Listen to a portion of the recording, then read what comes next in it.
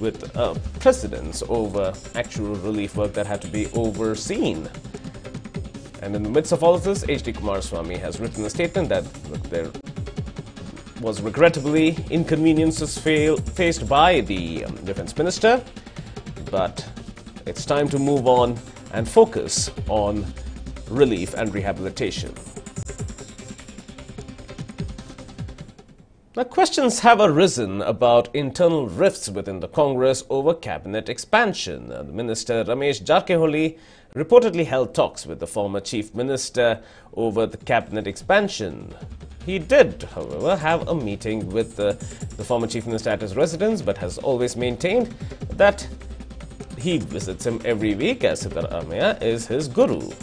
Now, Ramesh Jarkiholi reportedly warned Siddaramaiah of more than 20 Congress MLAs being discontent, and they were not happy about the cabinet expansion and the plans to do so. Siddaramaiah reportedly assured Ramesh Jarkiholi that he would hold talks with K.C. Venugopal, the Congress state in charge, after the latter returns from Kerala.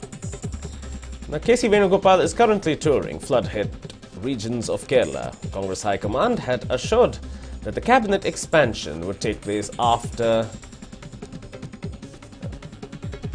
the 25th of August, but that seems to have stretched on to September the 25th. Now, more than 20 ministers are reportedly trying to pressurize the Congress High Command over the cabinet expansion. Now, this delay has been criticized as an inordinate delay. There are still 7 spots on the cabinet that are to be filled, 6 of which belong to the Congress, 1 would go to the JDS. And given these delays, firstly, it was said that it would be filled up by the end of the Ashad month, but it looks like it will take another month before they're filled.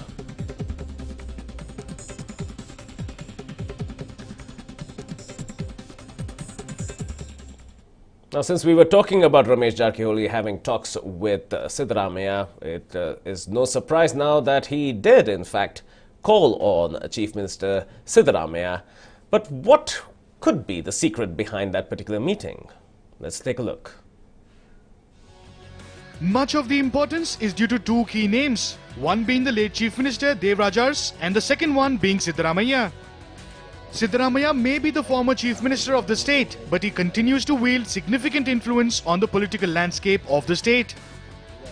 There was a surprise visitor to the former Chief Minister's residence in Mysuru. And that surprise visitor was none other than the Minister for Municipal and Local Bodies, Ramesh Jarkiholi. What raised more queries and eyebrows was that Ramesh Jarkiholi arrived without any police escort. ನಮ್ಮ ಗುರುಗಳವರ ವಾರಕ್ಕೊಮ್ಮೆ ಭೇಟಿ ಹೋಗೋದು ನಮ್ಮ ಅಭ್ಯಾಸ. ನಾನು ಕಳೆದ 15 ದಿವಸದಿಂದ ಭೇಟಿಯಾಗಿರಲಿಲ್ಲ. ಇವತ್ತು ಖಾಸಗಿ ಮಾತಲ್ಲಿ ಬಂದಿದ್ದೆ. ಸಿದ್ದರಾಮಯ್ಯ ಲೀಡರು ಹಾಗೂ ನಮ್ಮ ಹೈಕಮಾಂಡ್ ಕಾಂಗ್ರೆಸ್ ಇಷ್ಟೇ. ಸಿದ್ದರಾಮಯ್ಯ ಯಾವ ನಮ್ಮ ಲೀಡರು ಕಾಂಗ್ರೆಸ್ ಹೈಕಮಾಂಡ್ ಏನಿದೆ ಅದು ಆ ಪ್ರಕಾರ ನಿರ್ಣಯ ತಗೋತೀವಿ ನಾವು. So what was actually discussed in the meeting with the former Chief Minister? Was it about the ensuing local body elections or something else? Remember, Ramesh Jarkiholi has been extremely disenchanted as he is held that Chief Minister H.D. Kumaraswamy and his close associates were calling the shots. It is therefore not very surprising that Ramesh Jarkiholi is always open to backing Siddaramaiah as the Chief Minister of the state. ಆಗಲಿ ಭಾಳ ಸಂತ ಆಗಲಿ ನಮ್ಮ ಸಿದ್ದರಾಮಯ್ಯ ಮುಖ್ಯಮಂತ್ರಿ ಅವಾಗಲೂ ಅವ್ರು ಜೋಡಿಸ್ತೀವಿ ನಾವು ಆಗಬೇಕು ಅದನ್ನ ಆಗಬೇಕಂತ ನಾವು ಅವ್ರ ಸಪೋರ್ಟ್ ಇದೆ ಬಟ್ ಅಂತಿಮ ಹೈಕಮಾಂಡ್ ತೋದೈತೆ ಪಾರ್ಟಿ ತೋದೈತೆ ಅದರಲ್ಲಿ ಪಾರ್ಟಿ ಹೈಕಮಾಂಡ್ ಆ ಪ್ರಕಾರ ಮಾಡ್ತೀವಿ. With Siddaramaiah also seen as trying to exert his influence over the coalition government, this meeting only adds to more political intrigue. Dilip Chaudhary for NEWS9, Mysuru. We'll now slip in a short break. More news and updates are on the other side. Stay with us.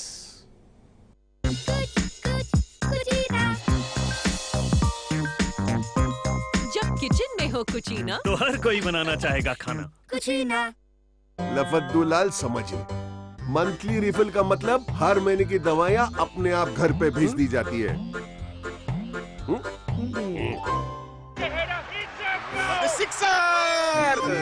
ये football है, cricket नहीं। Ceiling shot जानते हो? Helicopter shot, ceiling shot नहीं। No, ceiling shot मेरा shot, ceiling shot. Indigo bright ceiling paint, एक stroke में सब कुछ bright. Indigo bright ceiling paint. This Raksha Bandhan, celebrate the loving bond of a brother and sister with jewellery from IMA Jewels. Enjoy 0% on making charges, 0% on stone charges and 0% on wastage charges. Offer valid from 26th to the 28th of August at IMA Jewels on Lady Curzon Road and Jayanagar 4th Block. Terms and conditions apply.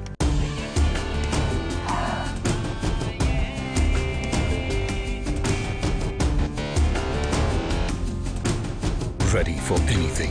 The new feature-loaded Renault Kwid. Renault, passion for life. Now, in a heart-wrenching incident, a bear cub got its head stuck in between the railings of a gate. This was in the village of Kotagiri in Tamil Nadu's Coimbatore district. They said that the bear cub had come along with its mother and another bear cub to the village bordering Chamarajnagar. This is in the district of Coimbatore that was reported from. A little bear can be seen stuck in between the railings. Now, residents who witnessed the incident alerted the forest officials, who rushed to the spot and freed the cub.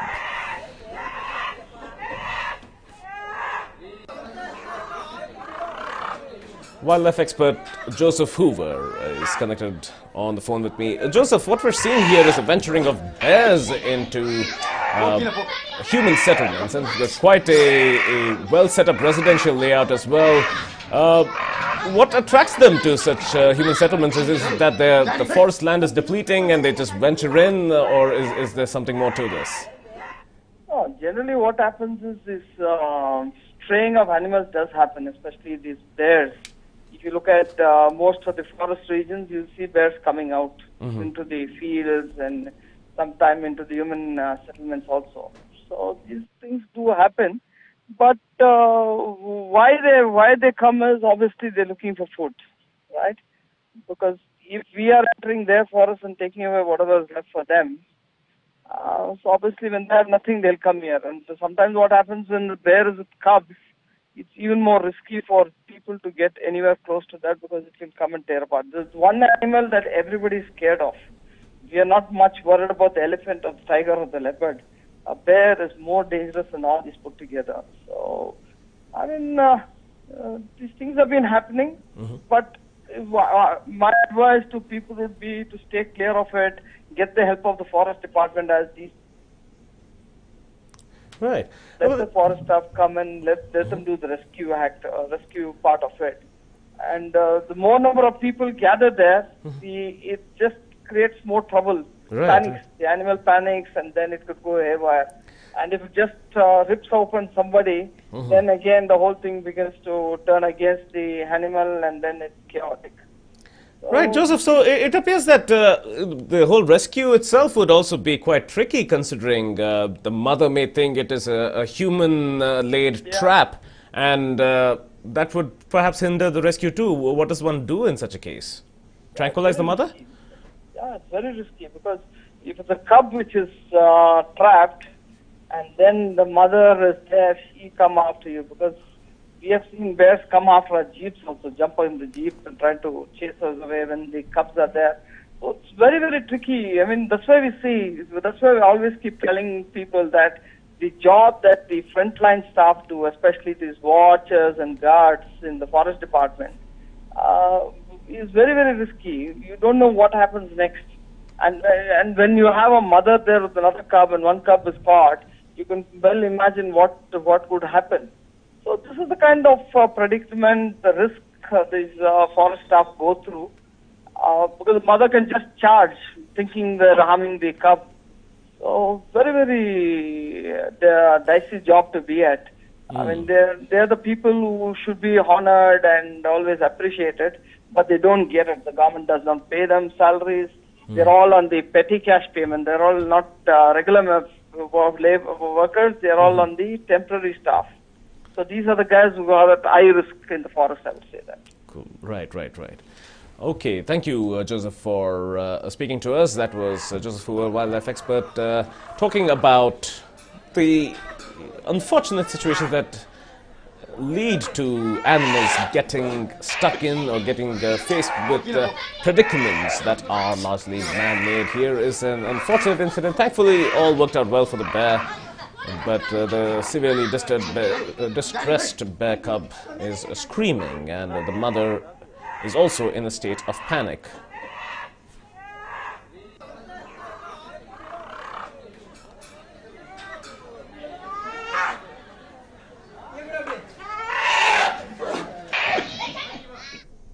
Now, some updates from Kodagu. A search operation to find mortal remains of flood victims continues in Madikeri and thereabouts.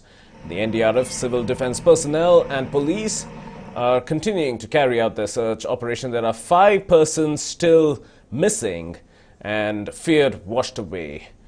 That number has been reducing daily. Yesterday, Francis, who was missing since the 16th of August, his remains were recovered as well.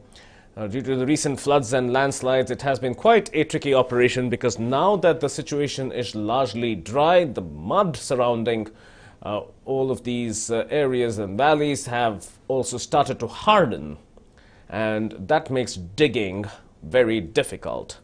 And it's expected that some of those who were washed away could very well have been stuck under these vast mounds of mud. An unfortunate situation. It has been 11 days now since the people were last seen, and 5 continue to remain missing, all feared dead as a result of the severe flooding. Meanwhile, education institutions will resume functioning today in Kodagu. Schools and colleges had a long break of 20 days because of the floods, and the authorities have been asked to enroll students in institutions near relief centers. The Deputy Commissioner, Sri Vidya, has also asked authorities to ensure maximum possible enrollment of students in residential schools. Now, many students continue to stay at relief camps, and the authorities have been asked to accommodate some of the students into school so that they are not missing out on lessons. That some amount of bridging takes place until such time that they are able to return to their regular schools. We've already seen such a bridging happen over the last few days, but it's likely that these bridging activities will be conducted on a much larger scale. Here we see the children seemingly happy to go back to school as well, relieved that the worst could very well be behind them and that they can concentrate on their studies without missing out. Teachers are also seen walking by, and it is definitely a sense of relief.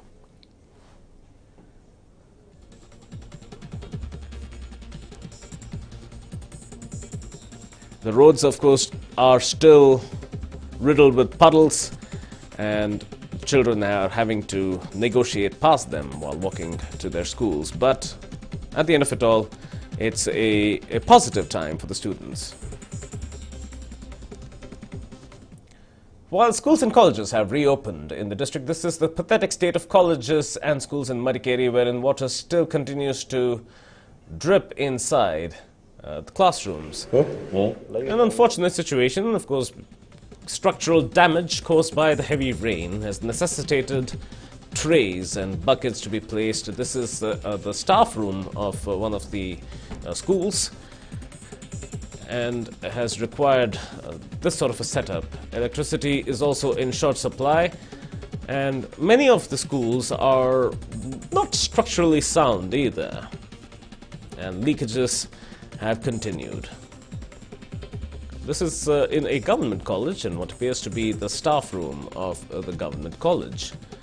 Well, this does call for a great deal of reparation as far as the structures are concerned. Now, up on this is a roof that is lined with tarpaulin, not a strong material to withstand a heavy flood or heavy rain or heavy winds and the tears that have been caused, and it's no wonder that there's water vlogging in this particular room.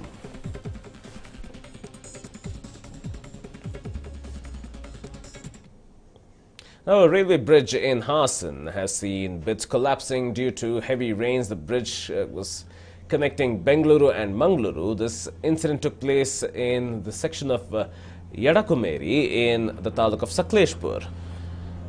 Not much can be seen given the amount of mud that has accumulated at the very spot where the railway track lies.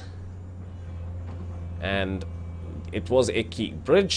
It has come to a state of disrepair. One cannot even see what's left of this bridge. Such is the extent of the landslide that just came heavily down on the railway track. Water continues to flow, as you can see, with just the intensity that has reduced. Now, Kerala may have received the country's attention with close to 400 deaths, but nearly 600 people have died due to the recent floods in Uttar Pradesh, West Bengal, Karnataka and Assam. The total number of deaths, including Kerala, is reported to be 993. According to the Home Ministry, more than 70 lakh people were affected by recent floods and 17 lakh people have been displaced and are living in relief centers. Kerala bore the brunt of it with nearly 400 deaths, but overall in all of these states, that's Karnataka, Assam, West Bengal and Uttar Pradesh, the death toll, including that of Kerala, is close to 1,000.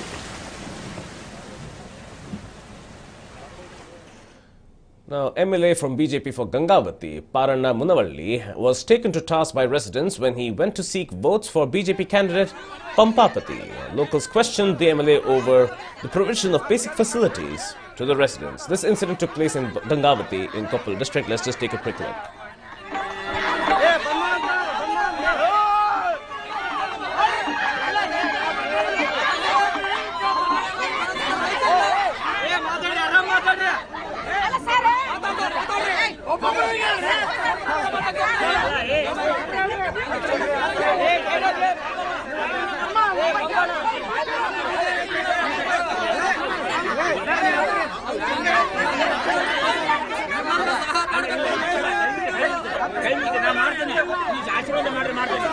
The MLA's supporters and local residents were seen indulging in a war of words with each other.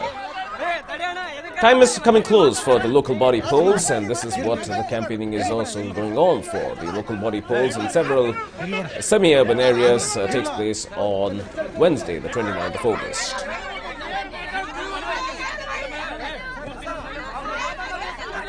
An eyewitness to this incident and local resident Bharadwaj is on the phone with me. Bharadwaj avre iga iವರು MLA ಅವರು ಬಂದಿದ್ರು, ಏನು ಗಲಾಟೆ ಆಯ್ತು ಅಂತ ನಮ್ಮ ಹತ್ರ ಮಾಹಿತಿ ಬಂತು. ಅದರ ವಿಷಯ ಸ್ವಲ್ಪ ಹೇಳಿ. ಅದು ಸರ್ ಏನಾಗಿತ್ತು ಅಂದ್ರೆ ಅದು ಸ್ಲಮ್ ಏರಿಯಾ. 3 ವರ್ಷಗಳ ಸ್ಲಮ್ನಾಗಿರೋ 14 ಕುಟುಂಬಗಳನ್ನು ಸ್ಥಳೀಯ ನಗರಸಭೆಯವರು JCB ಹಚ್ಚಿ ಒಕ್ಕಲಿಸಿದ್ರು. ಆ ಸಂದರ್ಭದಲ್ಲಿ ಆ ಸ್ಥಳೀಯರೆಲ್ಲ ಹೋಗಿ ಪರಣ ಅವ್ರಿಗೆ ಮನೆಗೆ ಹೋಗಿ ಬಿಟ್ಟಾಗಿ ಬೇಡ್ಕೊಂಡ್ರು, ನಮ್ ಸಪೋರ್ಟ್ ಮಾಡಿ ನಮ್ ಬೆಂಬಲಕ್ಕೆ ಬರ್ರಿ ಅಂತ. ಅವಾಗ ಅವರು ರಿಸೀವ್ ಮಾಡ್ತಾರೆ. ಕಾರಣ ಏನಂದ್ರೆ ಆ ಸ್ಲಮ್ ನಲ್ಲಿ ಬಡವರು ನಿಂತಾಕಿ ಕಮರ್ಷಿಯಲ್ ಕಾಂಪ್ಲೆಕ್ಸ್ ಕಟ್ಟಲ್ಲಿ ಬಿಜೆಪಿ ಅವರು ಇದಾರೆ, ಕಾಂಗ್ರೆಸ್ ನವರು ಇದಾರೆ, ಎಲ್ಲ ಇದಾರೆ. ಅದಕ್ಕೆ ಪರಣ ಬರ್ಲಾರ್ದಕ್ಕ ಸ್ಥಳೀಯ MLA ಈ MLA ಗೆದ್ರಲ್ಲ, ಅದಕ್ಕೆ ಜನ ಆಕ್ರೋಶಗೊಂಡು ಅವ್ರನ್ನು ಗಲಾಟೆ ಮಾಡ್ಯಾರ. ಓಕೆ, ಈಗ ಅದು ನೀವು ಹೇಳ್ತಾ ಇರೋದು ಸ್ವಲ್ಪ ವರ್ಷ ಆಯ್ತು, ಅಲ್ಲಿ ಏನು ಕೆಲಸ ಜಾಸ್ತಿ ಆಗ್ಲಿಲ್ಲ ಅಂತ, ಅದೇನ ಸಮಸ್ಯೆ? ಅಲ್ಲಿ ಕೆಲಸ ಆಗ್ಲಿಲ್ಲ. ಸ್ಥಳೀಯರ 14 ಕುಟುಂಬಗಳು ತಾನೇ ಆಗ್ಬಿಟ್ಟು ಅವು ಕಿತ್ತ ಹೊರಗೆ ಹಾಕ್ಯಾರ. ಒಕ್ಕಲಿಗರ ಅವ್ರು ಎಲ್ಲಿದ್ರೆ ಗೊತ್ತಿಲ್ಲ, ಯಾರು ಬೀಗರ ಮನೆಗೆ ಹೋಗ್ಬಿಟ್ರ. ಅವೆಲ್ಲ ಸಂಕಟ, ಆಜು ಬಾಜು ಸ್ನೇಹಿತರಿಗೆ ಬಹಳ ಸಂಕಟ ಆಯ್ತದು. ಅದ್ರಲ್ಲಿದ್ದ ಈ ಅವರು ಪರಣ ಬಂದ್ರೆ ಉಳಿತಿದ್ವು, ಅವರು ಮುನ್ಸಿಪಾಲಿಟಿ ಮನೆಗಳು ಕೆಡೀತಿದ್ದಿಲ್ಲ, ಪರಣ JCB ಅಡ್ಡ ಬಂದ್ರೆ ನಮ್ಗೆ ನ್ಯಾಯ ಸಿಗ್ತಿತ್ತು ಅಂಬೋದು ಅವ್ರಿಗೆ ಇತ್ತು ಮನಸ್ಸಿನಾಗ. ಏನಾದ್ರು ಗ್ಯಾರಂಟಿ ಕೊಟ್ಟಿದ್ದಾರಾ ಏನಾದ್ರು ಕೆಲಸ ಆಗತ್ತೆ ಅಂತ? ಏನ್ರಿ ಗ್ಯಾರಂಟಿ ಕೊಟ್ಟಿದ್ದಾರಾ ಕೆಲಸ ಆಗತ್ತೆ ಅಂತ? ಎಲ್ಲ ಬೇಸಿಕ್ ಏನೇನೋ ಸಮಸ್ಯೆ ಎಲ್ಲ ಸಾಲ್ವ್ ಮಾಡಕ್ಕೆ ಏನಾದ್ರು ಹೇಳಿದಾರಾ? ಸಾಲ್ವ್ ಮಾಡಕ್ಕೆ ಕೇಸ್ ಹಾಕಿವಿ ನಾವು. ಲೋಕಾಯುಕ್ತನಾಗ ಐತೆ, ಎಲ್ಲ ಕಡೆಗೆ ಐತೆ. ಅಂದಿನ ಅಧ್ಯಕ್ಷ ಅದು ಅದರಲ್ಲಿ ಬಹಳ ಭ್ರಷ್ಟಾಚಾರ ಐತೆ. ಅದು ವಿರೋಧ ಪಕ್ಷದ ಸದಸ್ಯರು BJP ಅವರು ಏನು ಮಾತಾಡಲಿಲ್ಲ ಮೀಟಿಂಗ್ಗಳಲ್ಲಿ. ಅದಕ್ಕೆ ಜನರು ಆಕ್ರೋಶಗೊಂಡಾರ. ಈಗ ನಮ್ಗೆ ಅನ್ಯಾಯ ಮಾಡಿದವ್ರಿಗಂತಲೂ ನಮ್ಗೆ ಸಹಾಯ ಮಾಡಲಾರ್ದ ವಿರೋಧ ಪಕ್ಷದ ಮೇಲೆ ಜನರಿಗೆ ಭಾಳ ಆಕ್ರೋಶ. Okay, thank you, Bharadwaj Avrena Mataragadike. That was one of the eyewitnesses, and of course, a common story that we hear. People get elected, but does work really get done? The people themselves are questioning.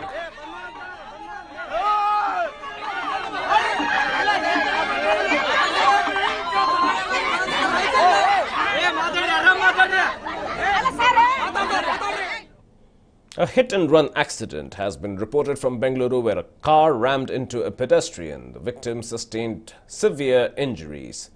The driver, in the meantime, escaped from the spot after the incident, which took place at Nanjappa Circle in Vidyaranyapura. The victim has been identified only by his last name as Patel, who is currently undergoing treatment at a private hospital, while a case has been registered at Yelahanka Traffic Police Station. This set have happened overnight. As of now, the victim is only identified by his last name, Patel, and was taken to the hospital by one of the 108 ambulances and has sustained grievous injuries. At least 10 people are feared trapped inside a 4-storied building when it collapsed on Sunday in the Odhav area of Ahmedabad in the western state of Gujarat. 2 people have been rescued from the collapsed building. Following the collapse, 4 fire trucks were rushed to the spot and rescue operations were pressed in immediately to evacuate people from the debris of the collapsed building. An unfortunate incident that has arisen once again from what has been perceived as poor quality construction. And what's also unfortunate is that this building was occupied at the time of collapse. As of now, no fatalities have been reported, but many have been injured. At least 10 are said to be still stranded under the mounting debris. Search operations are continuing. There is a tremendous amount of work being done. Bulldozers are already there, but they have to work very delicately because any swift movement can cause a great deal of damage, knowing fully well that there are 10 people likely trapped under the debris. Now, Bengaluru City Police has organized a marathon in order to raise awareness about drug abuse. The marathon, organized from Freedom Park until Andhra Circle via Majestic Railway Bridge, was attended by Bengaluru Police Commissioner T. Sunil Kumar, Additional Commissioner of Police B.K. Singh, and Sandalwood actors Digant and Sharmila Mandre. Everybody wore the t-shirts that carried messages of awareness against the use of drugs and other narcotic substances that are addictive. Get high on life, not on drugs. That is the slogan that was commonly seen, held by participants. Karnataka ರಾಜ್ಯ ಪೊಲೀಸರು ಈ 2 ತಿಂಗಳಲ್ಲಿ ಮಾದಕ ವಸ್ತುಗಳೇನಿದೆ drugs ಇದರ ಬಗ್ಗೆ ತಿಳುವಳಿಕೆ ನೀಡಲು ಇದರೊಳಗೆ ತೊಡಗಿದವರಿಗೆ ಶಿಕ್ಷೆ ನೀಡಲು ಮತ್ತೆ ಇದೆಲ್ಲ ಬಲಿಕೆಯನ್ನು ತಡೆಗಟ್ಟಲು ಪ್ರಯತ್ನಗಳನ್ನು ಮಾಡ್ತಾ ಇದ್ದೇವೆ. ಆ ಪ್ರಯತ್ನಗಳ ಒಂದು ನೋಟ ಇವತ್ತು ಬೆಂಗಳೂರು ನಗರ ಪೊಲೀಸರು ಒಂದು ಓಟವನ್ನು ನಾವು ಇಟ್ಕೊಂಡಿದ್ದೀವಿ. ನೀವೆಲ್ಲ ಚಿಕ್ಕವರು ಇರಬಹುದು ಅಥವಾ ಹುಟ್ಟಿರಲಾರದು ಒಂದು ಹಾಡಿತ್ತು, ದಮ್ ಮಾರೋ ದಮ್ ಅಂತ, ಬಹಳ ಫೇಮಸ್ ಹಾಡೋದು, ಎಲ್ಲಿ ನೋಡಿದ್ರು ಅದೇ ಹೇಳ್ತಾ ಇತ್ತು. ಆವಾಗಿಂದ ಈ ದಮ್ ಮಾರೋ ದಮ್ ಅಂತ ಅನ್ಕೊಂಡು people were all into all this type of smoking, drugs and all. On that note, that's a wrap on this edition of the Bulletin. Up next is Sports Superfast. Former Indian opener Virendra Sehwag has said that England will be a hurt unit after losing Nottingham Test and that the visitors should expect a backlash in Southampton.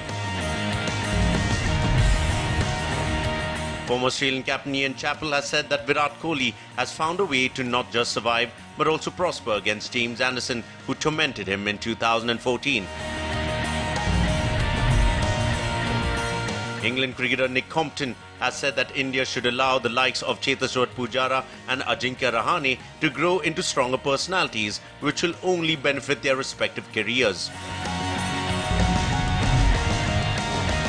Karnataka pacer Prasidh Krishna has said that if one has the ability to bowl fast, then the pitch conditions doesn't matter.